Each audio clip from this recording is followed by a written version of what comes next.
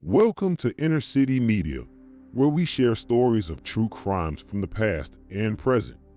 These stories are not to be glorified, but to be measured as cautionary tales.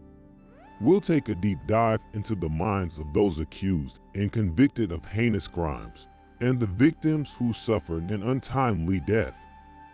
Over the course of the history of the criminal world, several big players and prominent leaders of infamous gangs have passed, who terrorized people of several nations with their bloodshed and played a major role in the rise of the criminal world. The gangsters and criminals associated with several criminal organizations were convicted of considerably awful crimes and were responsible for numerous murders of innocent people. What will we find if we keep searching for more wicked criminals with demonic personalities?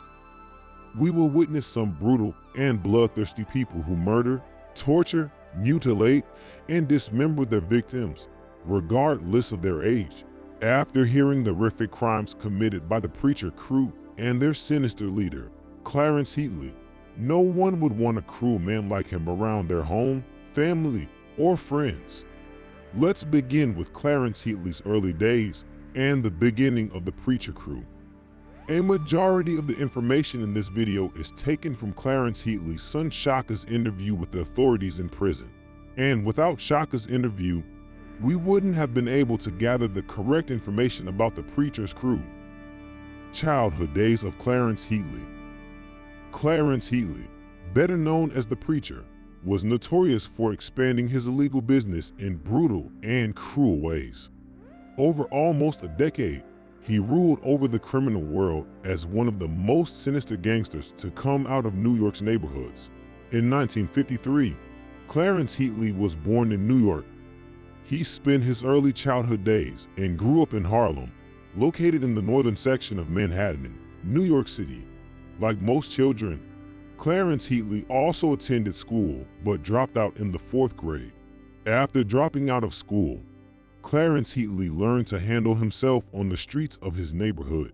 Eventually, when he was 9 years old, Clarence Heatley spent time in a juvenile detention center on charges related to gun possession and robberies, which led to the start of his adult criminal career.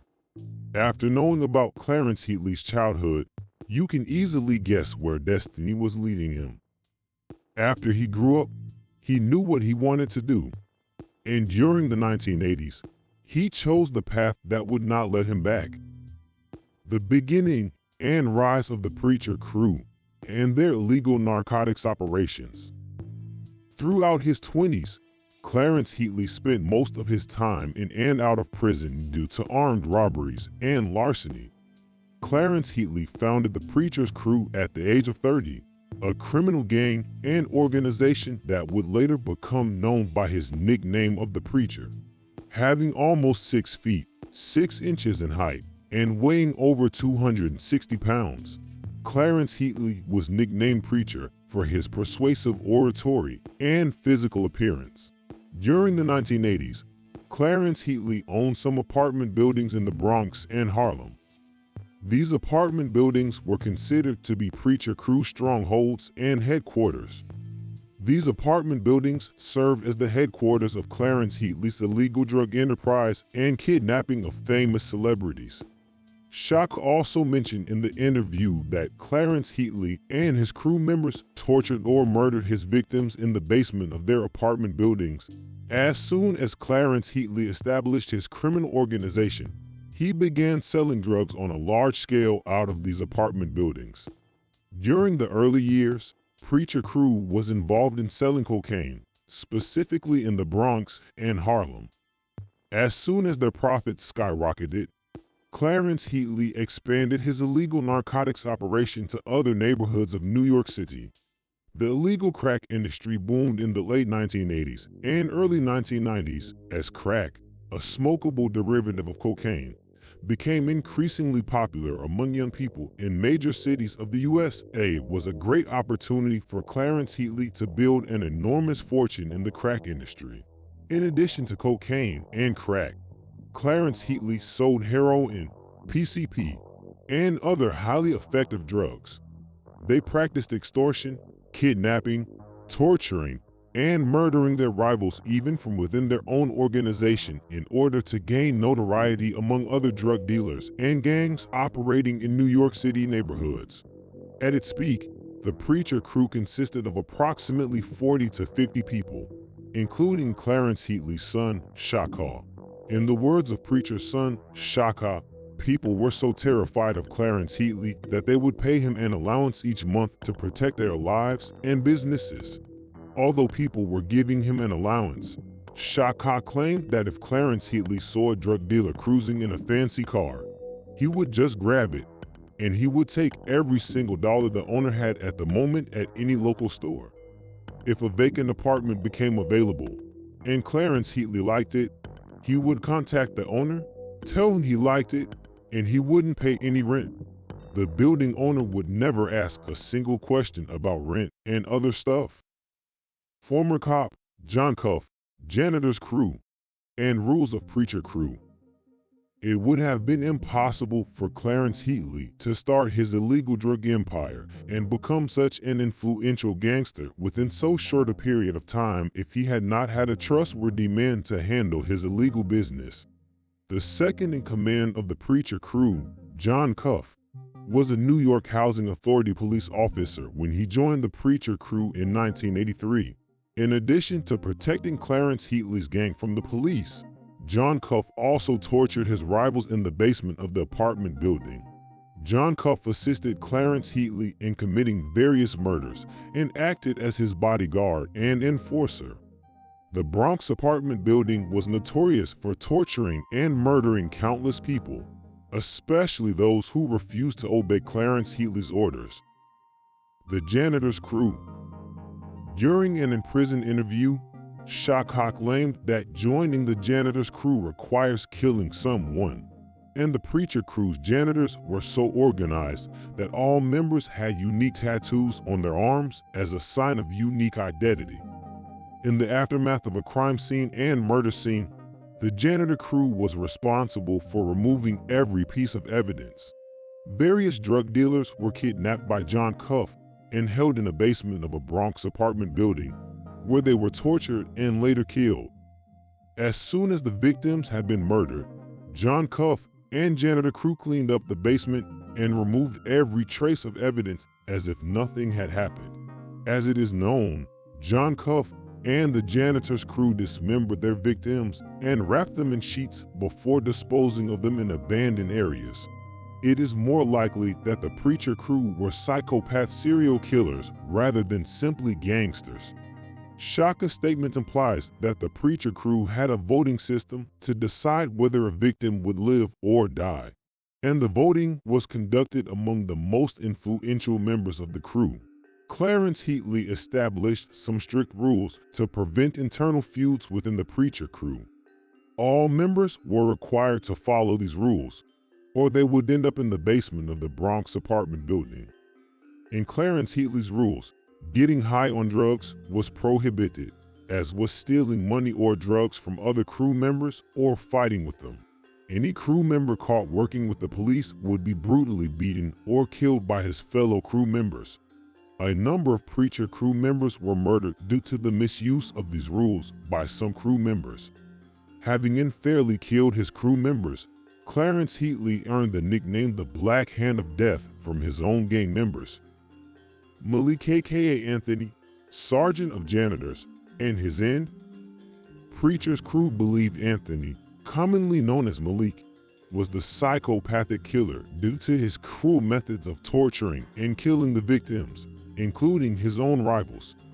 In addition to being from Virginia, Malik had a military background. The people who knew him, including his crew members, were terrified because no one knew what he was planning, what was in his mind, or what he would do next. In addition to being involved in several drug-related murders and famous celebrity kidnappings, Malik served as a sergeant on the janitor's crew. In an interview, SHOTTA had described Malik as the most valuable member of Preacher's crew. Malik's reputation as the pit bull came from killing rivals of the Preacher crew and torturing their victims. Malik was also involved in the two most infamous kidnappings by the Preacher's crew.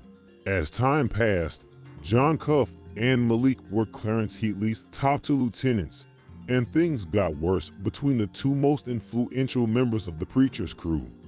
Some people believe John Cuff was trying to convince Clarence Heatley to get rid of Malik since he was out of control, and John Cuff eventually succeeded. Clarence Heatley had also developed some trust issues with Malik. Consequently, Clarence Heatley called a vote among the crew members for Malik's life in March 1994, and the majority voted no, resulting in Malik's death. Investigations by authorities revealed that Clarence Heatley and John Cuff lured Malik to the apartment's basement in 1994 to show him some guns that they had just bought. During SHOTTA's interview with authorities, he claimed that as soon as Malik entered the basement, he was told to turn up the radio music, but when he turned back, someone shot him in the head. Afterward, Clarence Heatley gave the order to dismember Malik's body and remove all traces of his corpse. The janitor's crew used a circular chainsaw to dismember Malik's body. Like every other janitor, Malik also had a tattoo on his arm, which was removed with the help of acid by the janitor's crew. Clarence Heatley's son SHOTTA also claimed that he wrapped Malik's head in plastic sheets, and other crew members played soccer with Malik's head on the roof of the apartment's building. In spite of the fact that janitors used boric acid to clean the blood stains in the basement, law enforcement agencies were able to find some of Malik's blood on the chainsaw that was used to dismember his body, and on the windows and walls of the basement. It wasn't long before Clarence Heatley and his crew members were living in their prime, but the Preacher crew situation started to get worse after their two most infamous kidnappings. The kidnapping of famous singer Bobby Brown. The Preacher crew members were infamous for their contract killings. People used to pay them money to kill their enemies. Members of the Preacher crew were also involved in kidnapping drug dealers and their family members for money by the end of the 1980s. So, kidnapping someone for the money was not a big deal for them. Bobby Brown, a famous singer from the 1980s and 1990s, struggled with cocaine addiction and legal issues, and he married Whitney Houston, a female singer. It was Bobby Brown's cocaine addiction that led to the most traumatic event of his life. Even though Bobby Brown never publicly claimed that the Preacher crew kidnapped him, it is allegedly known that in 1993, Bobby Brown was in a drug debt of $25,000 to a New Jersey cocaine dealer. One day, the dealer met with the Preacher crew members at a party. As part of the casual conversation, he told Preacher crew members that Bobby Brown owed him over $25,000 and that he was going to kill him if he didn't pay. This was a business opportunity for Clarence Heatley. Clarence Heatley told the New Jersey cocaine dealer not to kill Bobby Brown and that he would deal with Bobby Brown himself. Additionally, the Preacher crew paid a cocaine dealer and dealt with Bobby Brown in their own way. In the meantime, the Preacher crew began looking for a way to kidnap Bobby Brown. Eventually, they found him in a Manhattan nightclub. Preacher crew members sent a woman into the club, and she lured Bobby Brown to a parked van outside the nightclub. SHOTTA also said that Preacher crew members kidnapped Bobby Brown and took him to the notorious Bronx apartment building, where Malik stripped and hogtied him naked and forced Bobby to sing a song for crew members. It is also known that Preacher crew members then allowed him to make only one phone call to his wife. Clarence Heatley demanded $400,000 as ransom money. Despite some relationship-related issues between husband and wife, Whitney Houston showed up the next day. She put on a wig and glasses so no one could recognize her and handed over the ransom money to Clarence Heatley. kidnapping and murder of a 12-year-old boy. The kidnapping and murder of a 12-year-old boy named William Donald Porter was the most vicious and heartbreaking event related to the Preacher Crew. William Donald's uncle, mostly known as the Apple, was involved in this notorious kidnapping of his own nephew. Several people claimed that Apple had physical relations with Clarence Heatley. Richard Porter, also known as Rich Porter, was William Donald's brother. With the help of his crew members, he made $50,000 every week selling cocaine as a street dealer in 1989. Rich Porter's uncle, Apple, was jealous of his nephew's success in the illegal cocaine business. In an attempt to get ransom money of $500,000 from Rich Porter, Apple approached Clarence Heatley and told him about his kidnapping plan. As I mentioned earlier, kidnapping someone was not a big deal for Clarence Heatley. Hence, he agreed to Apple's plan without any hesitation.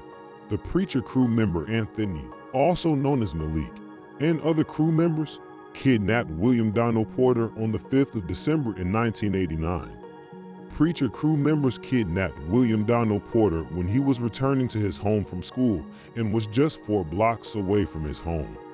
By the evening, the Porter family started worrying about their child. As soon as the Preacher Crew contacted the family, they were told to arrange $500,000 for ransom money within 48 hours, but the family responded that they were unable to do so. The next day, the kidnappers called again, and this time they agreed to lower the amount to $350,000 and told them to go into McDonald's washroom to understand the gravity of the situation. After some time, Rich Porter sent one of his family friends to the McDonald's washroom, where he found a large coffee cup, but he was shocked to see that William Donald's index finger, along with a minute-long tape record, was inside the cup.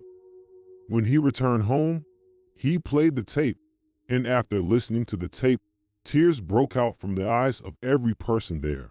In the tape record, William Donald quoted, "They cut my finger, help me. Please get the money, mama.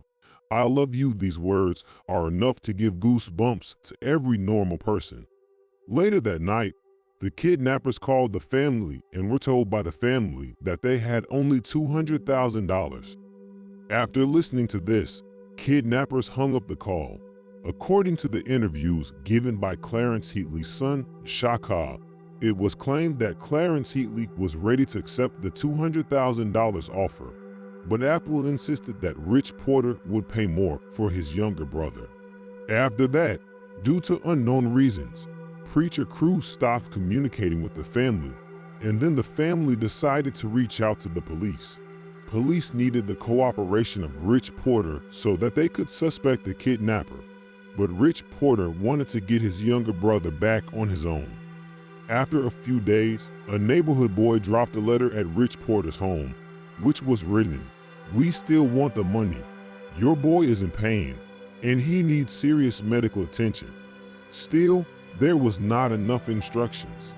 William Donald Porter was kidnapped on the 5th of December. On the 3rd of January 1990, Rich Porter was murdered by Alpo Martinez. Rich Porter's body was dumped near Orchard Beach Park. At that point, the Preacher Crew knew that no one was left who could pay them ransom money for William Donald. SHOTTA claimed in one of his interviews that Clarence Heatley was not in favor of killing the innocent child, but William Donald's uncle, Apple, insisted to Clarence Heatley that they could not set him free as he had already seen their faces. 3 weeks passed, and the dead body of 12-year-old boy was found by a homeless person while he was looking for the empty cans. William Donald's body was wrapped in 14 garbage bags and dumped just half a mile away from where Rich Porter's body was found. Law enforcement agencies intensified their operations to arrest every member of the Preacher Crew after news of the child's murder spread like wildfire throughout New York City. The end of Preacher Crew and the incarceration of Clarence Heatley and John Cuff. Drug-related violence swept New York City during the early 1990s, and gangs became so powerful that the police couldn't stop them alone. to take down the big players involved in illegal drug businesses. The NYPD and FBI collaborated and created a new task force called C11 Squad to arrest all gang members operating in New York City. The C11 Squad achieved colossal success when a former member of the Preacher crew reached out to them for his safety because the leaders of the Preacher crew were killing their own members. He also said that Clarence Heatley and John Cuff had killed Malik, who was involved in the kidnapping of William Donald Porter. Clarence Heatley was charged with 3 murders and conspiracy to murder on the 15th of July 1996. Clarence Heatley was arrested by the FBI in the Bronx on the 12th of August under the same charges as his right hand, John Cuff, and both were detained together in the same cell. In November 1996, Clarence Heatley was convicted of narcotics trafficking, 11 murders, and 11 murder conspiracies. And in December 1997, another charge sheet was released, accusing him of another 86 counts of racketeering, which permitted prosecutors to ask for the death penalty. John Cuff and Clarence Heatley were the first people to be caught under drug kingpin laws, but they did something nobody expected.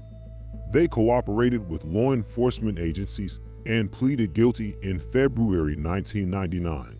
Their guilty plea saved them from death, but they got multiple prison terms in exchange. He is currently serving his time at the Federal Correctional Institution in Talladega, Alabama, after being sentenced to life plus 225 years. As soon as the C11 Squad arrested Clarence Heatley, he called his son SHOTTA and told him to surrender to the authorities. SHOTTA was charged with 22 murders, but in his interview, he told authorities that he had been convicted of only 14 murders. After SHOTTA was arrested, he cooperated with authorities and provided an inside look at the organization's methodology. Even though Clarence Heatley was convicted of 45 murders, SHOTTA had claimed that the number of murders convicted by the Preacher crew lies between 50 to 75. Most members of the Preacher crew, including Clarence Heatley and his son SHOTTA, are now serving prison sentences. The only direction a negative mind goes is down. Don't forget to like, share, and subscribe. Inner City Media. Salute.